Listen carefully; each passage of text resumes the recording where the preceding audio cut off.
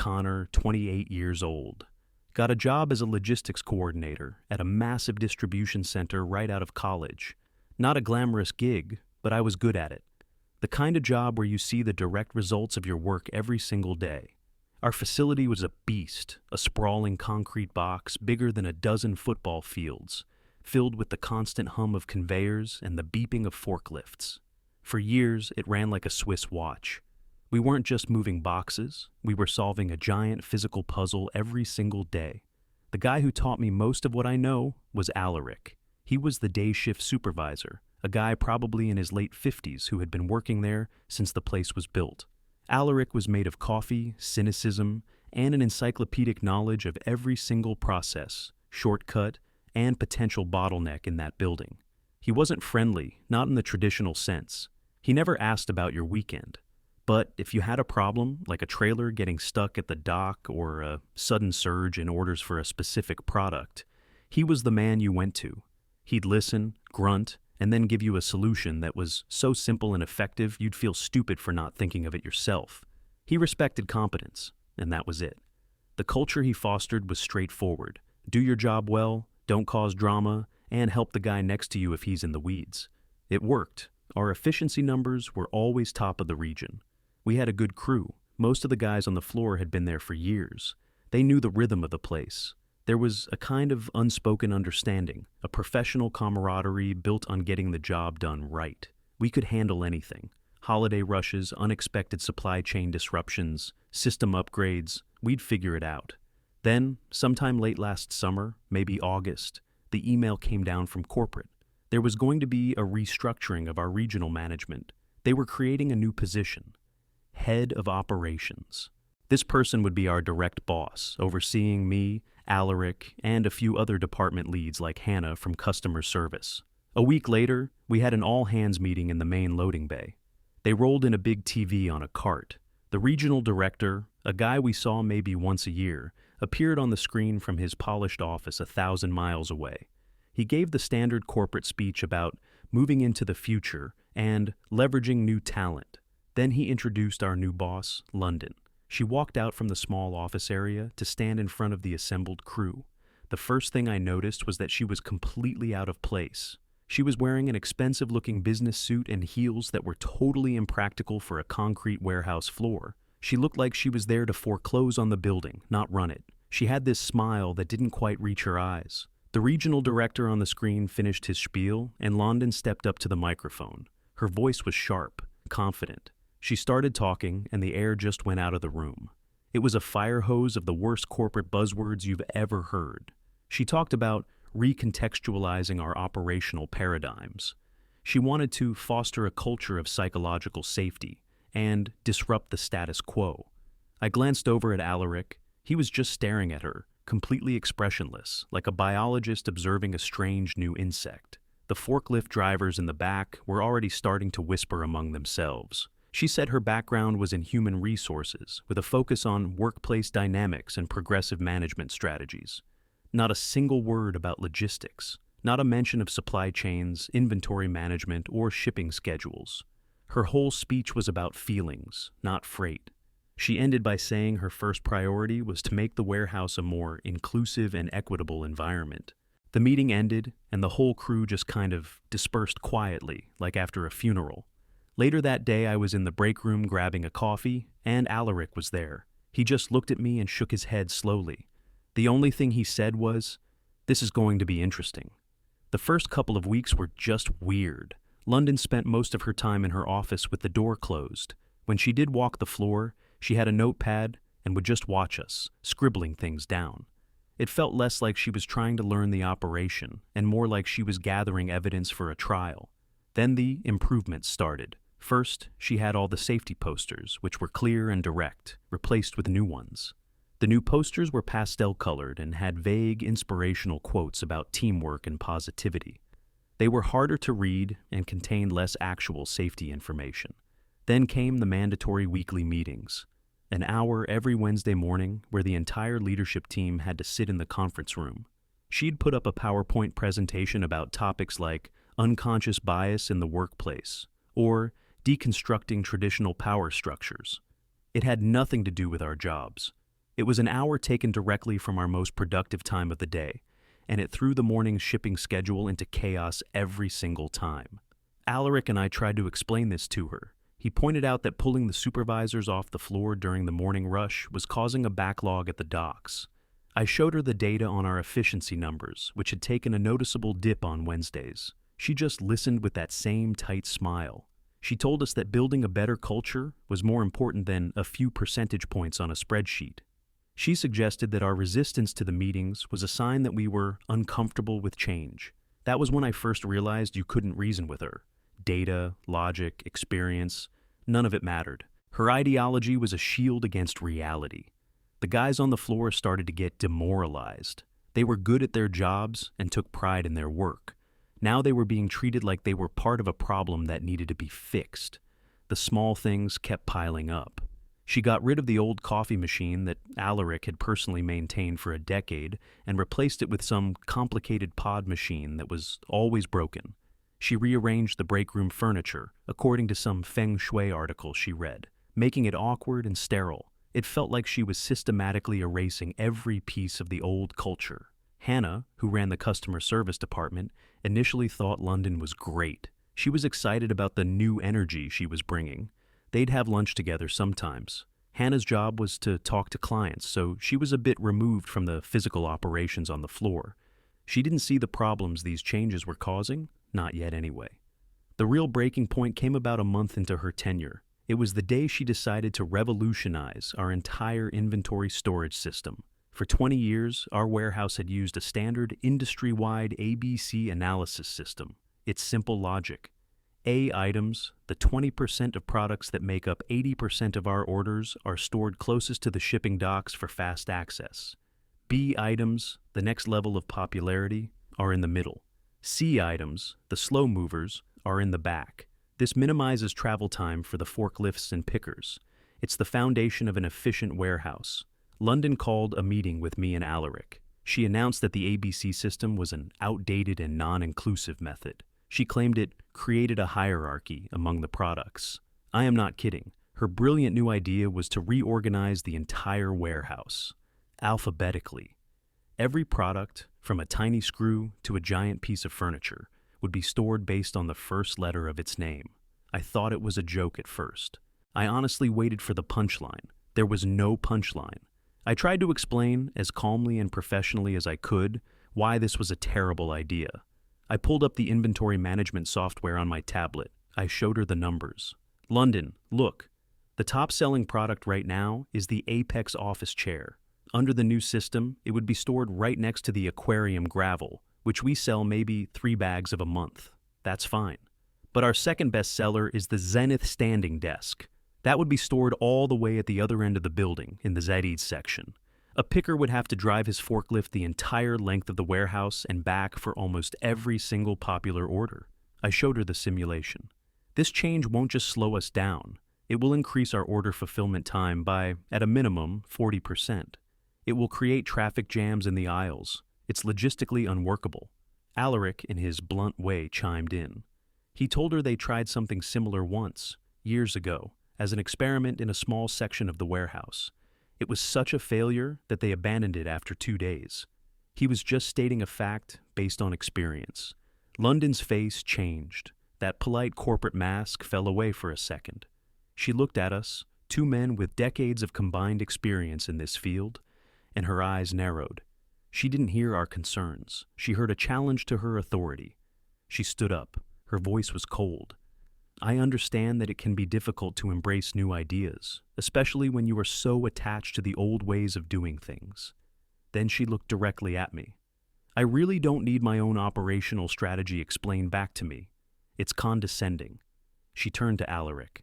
And I don't need anecdotes about what some guys tried to do 10 years ago. This is a different era. She took a deep breath and delivered the final blow. This is a classic example of men feeling the need to assert their dominance by over-explaining things to a female superior. It's a form of toxic masculinity, and it will not be tolerated in my department. We were stunned into silence. We weren't being toxic. We were trying to prevent a multi-million-dollar mistake. We were trying to help her, and by extension, the company. She interpreted our expertise as an insult. The meeting was over. She told us to begin drafting a plan to implement the alphabetical system immediately. The next morning, the email landed in everyone's inbox. Subject: a new policy on workplace communication. It was an official, department-wide directive. It stated that to combat unconscious bias and create a more equitable dialogue, a new rule was in effect immediately. Male employees were no longer permitted to offer unsolicited advice, solutions, or alternative viewpoints to female colleagues. All suggestions or concerns about projects managed by female colleagues had to be submitted through a new online suggestion and feedback portal. The form on the portal had about 30 fields you had to fill out. Submissions would then be reviewed by management at their discretion and in a timely manner. It was a gag order disguised as corporate policy. She had banned mansplaining. What she had actually done was ban competence. She had outlawed experience. The mood on the floor that day was grim. The guys were angry, but they also felt defeated. How do you fight something like that? If you object, you're just proving her point that you're toxic. It was a checkmate. That evening, I saw Alaric out in the parking lot, leaning against his old pickup truck. I walked over. For a few minutes, we just stood there in silence, watching the last of the trucks pull away from the docks. Finally, he pushed himself off the truck. He looked at me, and there was no anger in his eyes, just a calm, cold clarity. "You know what we do now, Connor?" he asked. I shook my head. "We do exactly what she says," he continued. "To the letter. Every single instruction, every single policy.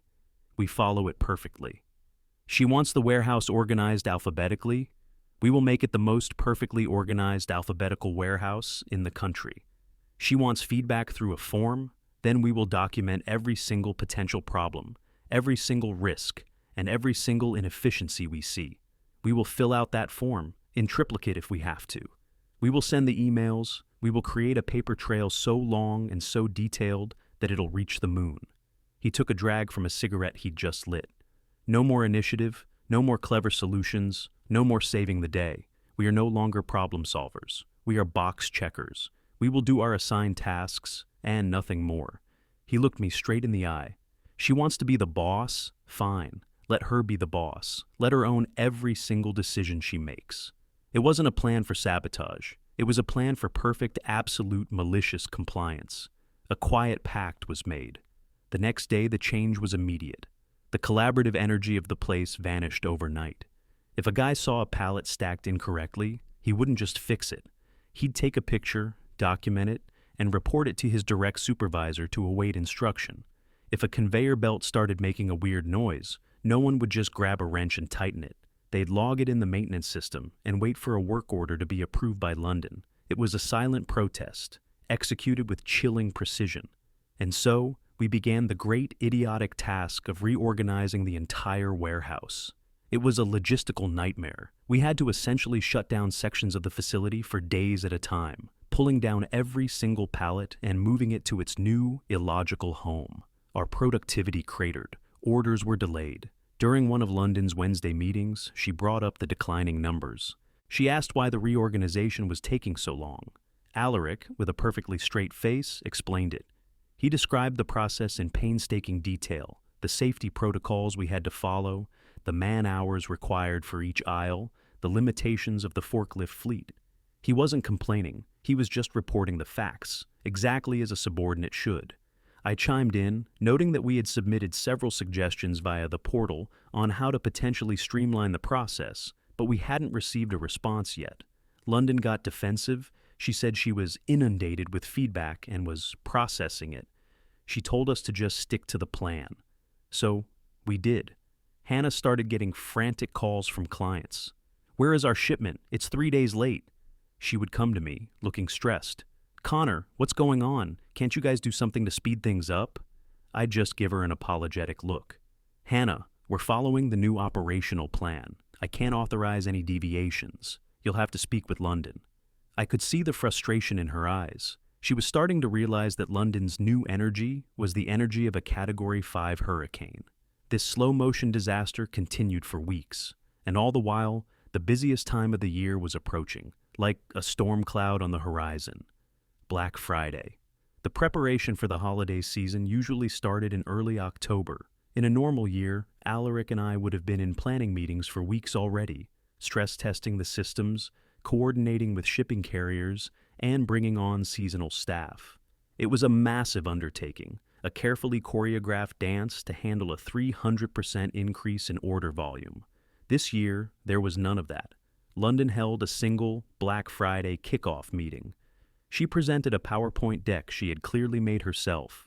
It was full of clip art and inspirational quotes. Her grand strategy for handling the busiest retail day of the year was to empower the team to embrace the challenge. She talked about leveraging our new streamlined alphabetical system for unprecedented efficiency. She was actually proud of it. She thought the chaos she had created was an improvement. At the end of the presentation, she asked if there were any questions. The room was silent. No one dared to speak up. What was the point? After the meeting, I went back to my desk and did exactly what Alaric had told me to do. I opened the suggestion and feedback portal. I began to write. I wrote a detailed multi-page analysis of her plan. I used cold, hard data from previous years. I outlined, with charts and projections, exactly why the alphabetical system would fail under the expected load. I predicted a catastrophic failure in the picking and packing process by 10 a.m. on Black Friday. I predicted a complete gridlock at the shipping docks by noon. I estimated that we would be lucky to fulfill 20% of the day's orders. It wasn't emotional, it was a technical document, a risk assessment. I ended it by stating, "In accordance with operational policy, my team will execute your plan as directed. This document is submitted for informational purposes only." I hit send. I got an automated reply. "Thank you for your feedback. Your submission has been received and will be reviewed in due course." I never got a real response. Seeing the writing on the wall, I started to think about my own future. I wasn't going to go down with this ship. I'd been loyal to this company for years, but my loyalty was to the job, to the work, to the guys on the floor. It wasn't to a manager who actively despised my competence. So, I polished up my resume. I started quietly looking at job postings. I saw an opening for a logistics manager at a rival company, a slightly smaller but rapidly growing firm in the same city.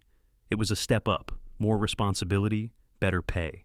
On a whim, I applied. I didn't expect to hear back, but I got a call 2 days later. They wanted to interview me.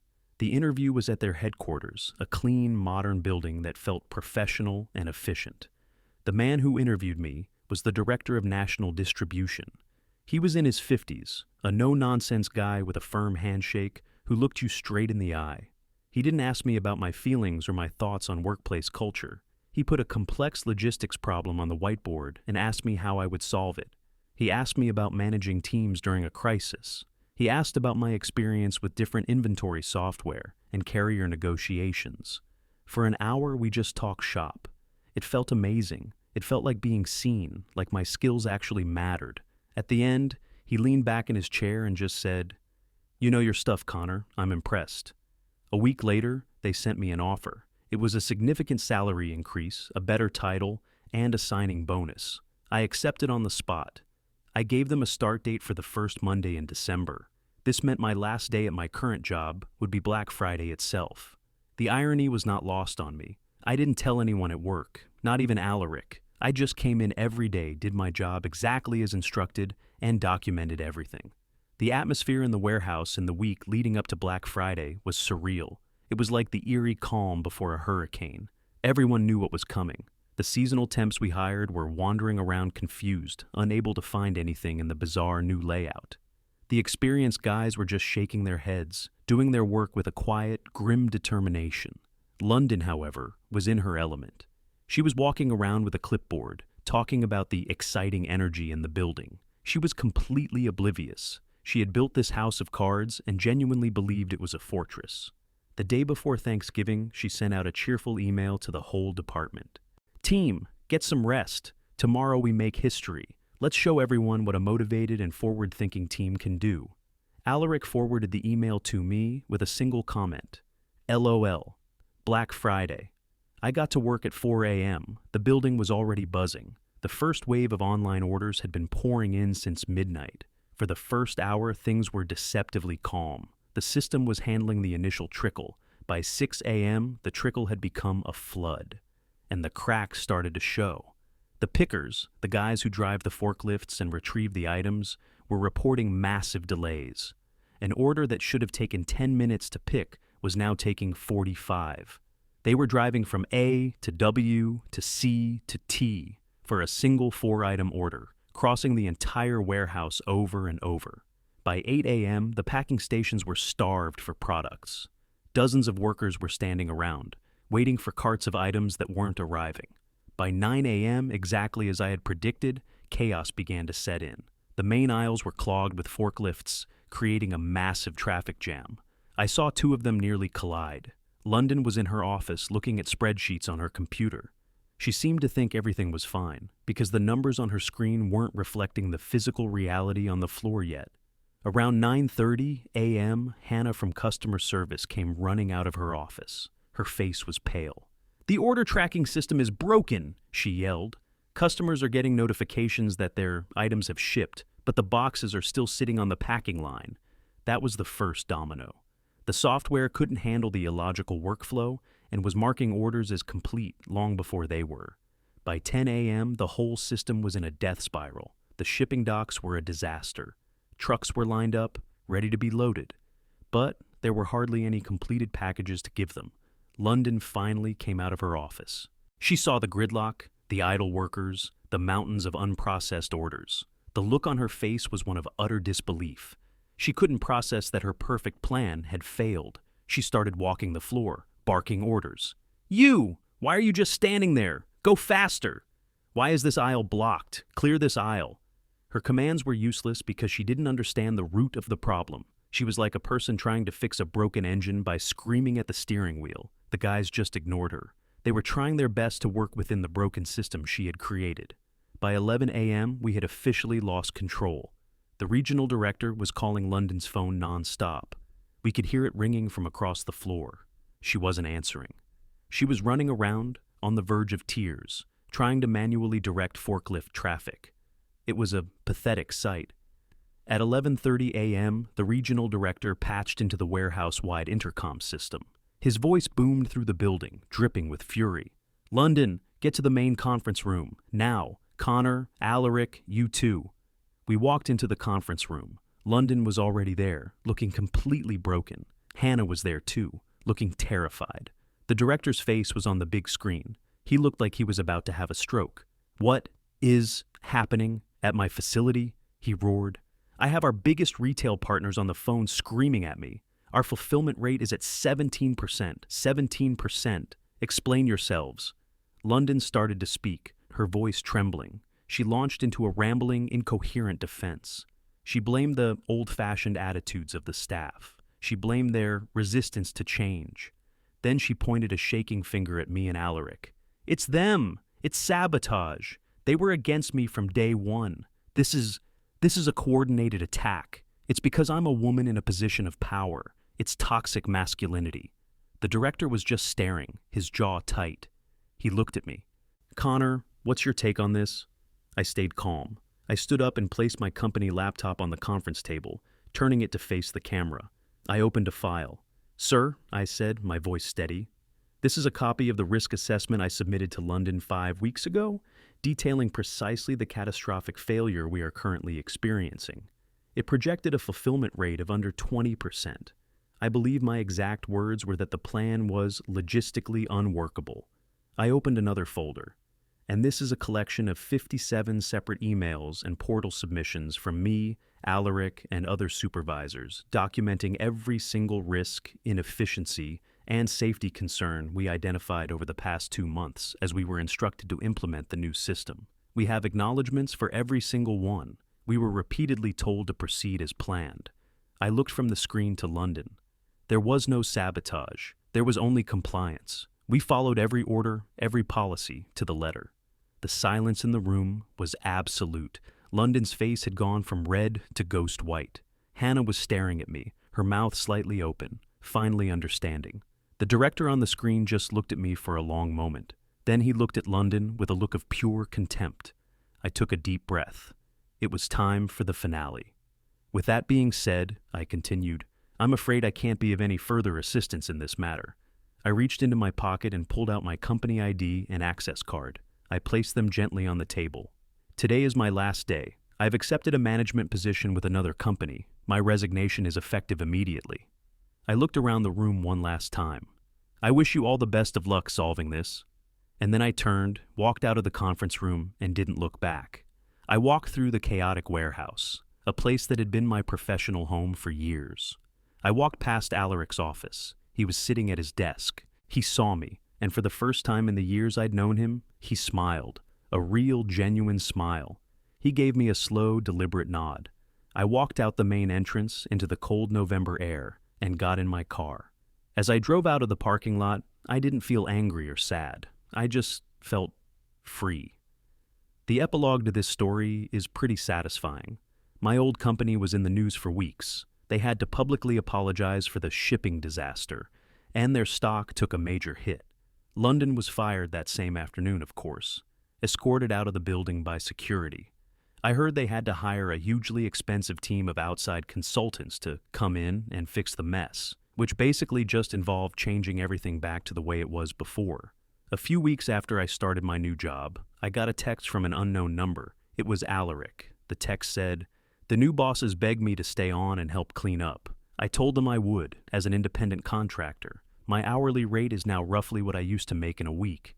Thanks for the show, kid. Drinks are on me. My new job is great. I work with professionals. My expertise is valued. I'm respected. Sometimes, when I'm sitting in my new, quiet office, I think back on that whole fiasco. It's a perfect example of what happens when ideology is valued more than competence. She had all the power in the world, but she didn't have the experience or the wisdom to use it. We tried to warn her. We tried to help. She didn't want help. She wanted obedience. In the end, she got it, and it destroyed her.